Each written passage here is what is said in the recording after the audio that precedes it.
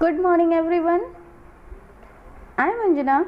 Today I am going to explain in front of you the chapter of Buddhirasya Balam Tasya in Sanskrit, which is educative story taken from the Hitopadesh. But dear student, first I will explain in Hindi and after in English. आइए chapter को पढ़ते हैं। बुद्धिरस्य बलम तस्य, उसकी बुद्धि का बल। अतः कदाचित मंदार नाम के पर्वते दूरदांत नाम का सिंह अवसत। किसी मंदार नाम के पर्वत पर दूरदांत नाम का शेर निवास करता था। सह नित्यम असंख्यानाम पशुनाम वधम अकरोत्, वह प्रतिदिन असंख्य पशुओं को मार डालता था। तत् स्वजाते क्षयं दृष्ट्वा सर्वे पशवः मिलित्वा सिंहस्य समीपम अगच्छन्। तब अपने वर्ग की होती कमी को देखकर सभी पशु मिलकर शेर के पास गए। तस्मै च नैवेदयन् महाराज अनेन पशुघातेन क लाभ, और उससे निवेदन किए, महाराज इस प्रकार बहुत से जानवरों को मारने से क्या लाभ। प्रसीद त्वं प्रतिदिनम एक पशु तब आहाराय स्वयमेव आगमिष्यति इति। आपको ऐसा करने की कोई ज़रूरत नहीं है। आपके भोजन के लिए प्रतिदिन एक जानवर स्वयं ही आपके पास आ जाएगा। सिंह तान अवदत् एवं भवतु इति। तब शेर बोला, हाँ ऐसा ही हो, अर्थात उसने अपनी सहमति दे दी। आगे की पंक्तियाँ देखते हैं। ततः प्रभृति प्रतिदिनं स्वयमेव एकः पशु सिंहस्य समीपम अगच्छत्। इस प्रकार प्रतिदिन एक जानवर शेर के पास स्वयं ही चला जाता था। सिंह तः प्रीत्या अखादत्। तब इसके बाद शेर उसे बड़ी ही रुचि से खा जाता था। कालांतरे एकस्य वृद्धशस्कस्य वारः समायात्। कुछ दिन के बाद एक बूढ़े खरगोश की बारी आई। सह अचिंतयत्, उसने सोचा, यद्यपि इदानी जीवन रक्षणं दुष्करं तथापि भयात् त्राणाय यत्नः कर्तव्यः इति। यद्यपि इस समय जीवन की रक्षा करना कठिन है, फिर भी भय से अपनी रक्षा की कोशिश करनी चाहिए, यही कर्तव्य है।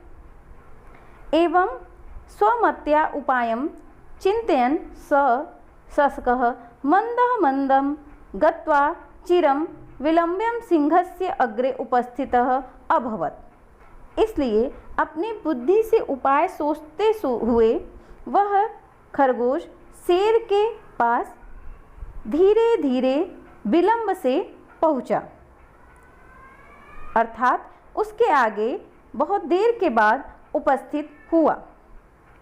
तस्य विलंबेन सिंहस् अत्यंतम कुपितः अतिष्ठत्। उसके द्वारा विलंब से आने से शेर बहुत क्रोधित हुआ। सह शस्कं विलंबस्य कारणम अपृच्छत्। उसने खरगोश से देर से आने का कारण पूछा। शस्क अकथयत्। खरगोश बोला, महाराज नात्र मम अपराधः, मार्गे एकः अपरः सिंहः मां विलोक्य अकथयत्, रे शस्कः त्वं कुत्र गच्छसि। खरगोश बोला, महाराज इसमें मेरी कोई गलती नहीं है।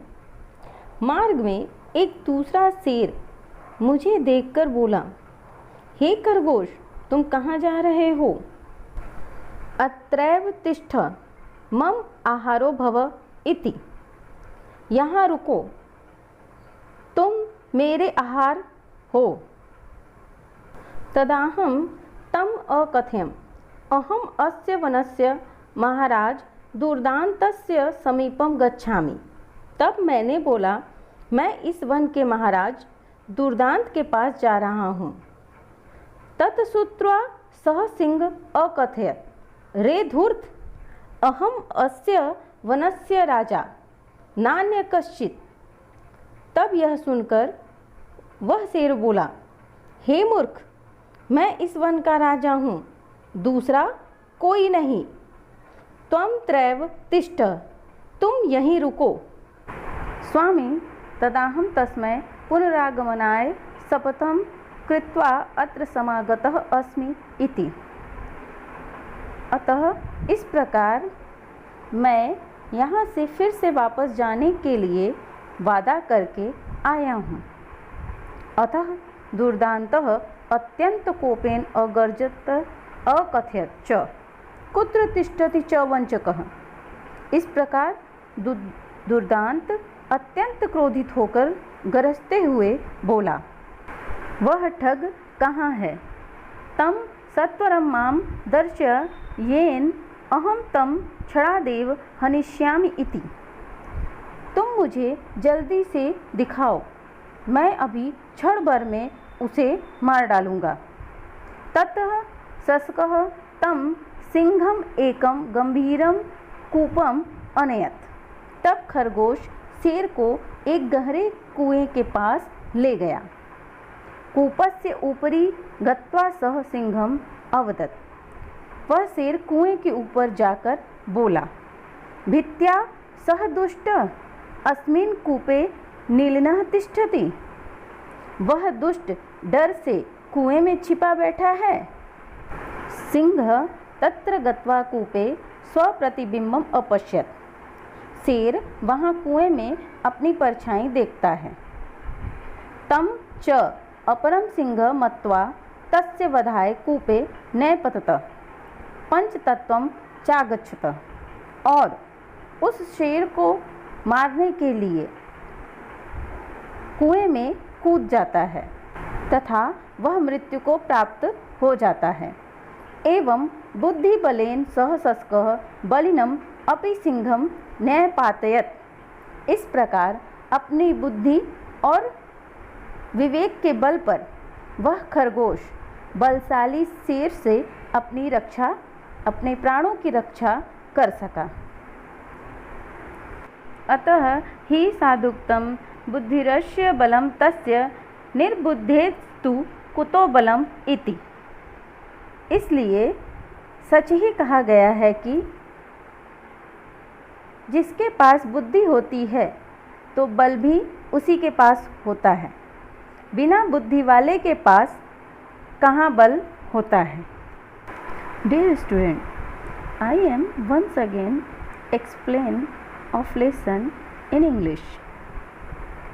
Perhaps there lived a lion named Durdanta on the mountain named Mandar. He used to kill many animals every day. After seeing the lack of his class, all the animals went to the lion together and pleaded with him that, Maharaj, what is the benefit of killing many animals like this? Now you do not need to do this. An animal will come by itself daily for your food. Then the lion said, all right, and he gave his consent. After this, an animal would go to the lion on its own every day. Then the lion would eat it with great interest. After some time, the turn of an old rabbit came. He thought that although it is difficult to protect life at this time, one should try to protect himself from fear. Therefore, thinking of the solution with his intellect, that rabbit slowly appeared before the lion. The lion became very angry due to his late arrival and asked him the reason for his late arrival. Then the rabbit said, Maharaj, It is not my fault. On the way, another one lion said to me, "Hey rabbit, where are you going? Stop here and be my food." Then I said that I have to go to Durdanta, the king of this forest. Hearing this, the lion said, "Oh foolish, I am the king of this forest. There is no one else. You stop here." Then I promised him that I will come back to you after taking order from my master. And then Durdanta became more angry and said that, "Where the thug is sitting? Show me quickly. I will kill him in a moment." Then the rabbit took the lion to a deep well. After going over the well, the lion said, "That wicked is sitting in this well."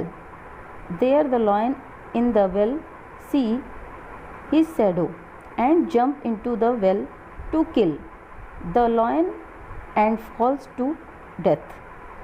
Thus the rabbit was able to protect his life on the strength of his intellect.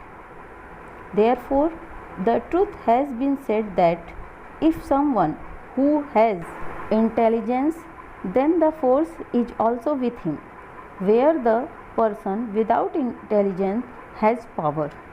तब बच्चों, इस कहानी से हमें यह शिक्षा मिलती है कि हम अपने बुद्धि और विवेक के बल पर बड़ी से बड़ी मुसीबतों का सामना आसानी से कर सकते हैं।